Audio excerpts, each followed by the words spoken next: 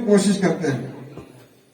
तो ये कोशिश, ये आप लोगों ने जो किया एक बेहतरीन कोशिश है, अल्लाह आप लोगों को उसका जज़ाए खैर देगा। और ये कभी ये उम्मीद नहीं रखिए लोगों से, ये मेरा एक तजुर्बा है, लोगों से कभी उम्मीद ये नहीं रखिएगा कि उसके बदले आपके साथ खैर का सलूक करेगा, ये नहीं, बल्कि आपको अपने नक्श कदम पर चलना है, सल्फ़ सालिहीन के कदम पर चलना है। जिस तरह सल्फ़ सालिहीन ने बड़ी मेहनत और लगन के साथ दीन की इशाअत की, आज भी हमारे इलाके के बहुत सारे बड़े बड़े नामवर उलमा इकराम गुजर चुके हैं।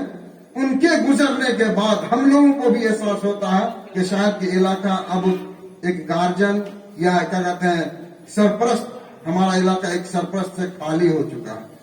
आज आप लोग नौजवान हैं, अल्लाह करे आप लोग फले फूले और बहुत ज्यादा तरक्की करें।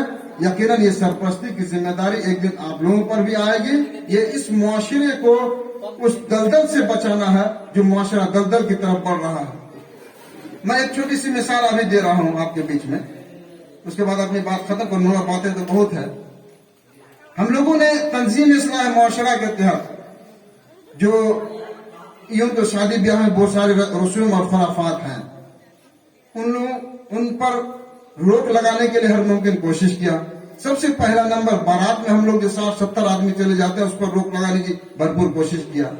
इस बीच हमारे कबरिया से बहुत सारे लोग कल तकरीबन 7 गाड़ियों से गए, मुझे मालूम नहीं था, पता चला, मैं अभी उसी के घर पर आ रहा हूं। मैंने कहा कि इसकी जिम्मेदारी एक सिर्फ मौलवी पर नहीं है, अगर आप इस चीज से बाज नहीं आते, तौबा नहीं करेंगे, तो कल होकर के पूरे कटरिया के लोगों को आपके यहाँ हाजिर कर देंगे, फिर आपके साथ हम सख्ती से निपटेंगे। वहां जहां शादी हुई उस इमाम का भी मैं खबर लूंगा कि उन्होंने शादी क्यों पढ़ाया अपने लोगों के बीच में। तो ये हम लोगों, सिर्फ मौलवी की जिम्मेदारी नहीं, आपकी भी जिम्मेदारी है। अगर कोई गलत कर रहा है तो कम से कम, अगर आप रोकने की हिम्मत नहीं कर पा रहे, कम से कम आप तो कह भी सकते हैं। आजकल टेलीफोन का जमाना, मौलवी साहब फला की यहाँ से देख रहे हैं, बहुत सारे लोग बारात की शक्ल में निकल रहे हैं, आप लोगों ने रोक दिया, हम से इतनी खबर करेंगे तो हम लोग आगे कार्रवाई करेंगे।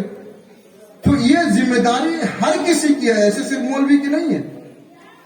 अल्लाह ताला हम तमाम लोगों को कुरान और सुन्नत के मुताबिक जिंदगी गुजारने की तौफीक अता फरमाए, और हमारा जो मुआशरा बुराई के दलदल में फंस चुका है, हम तमाम लोग कोशिश करें कि इस मुआशरे को बुराई के दलदल से निकालें, ताकि हमारा ये मुआशरा अमन और शांति का गहवारा बने। अस्सलाम वालेकुम।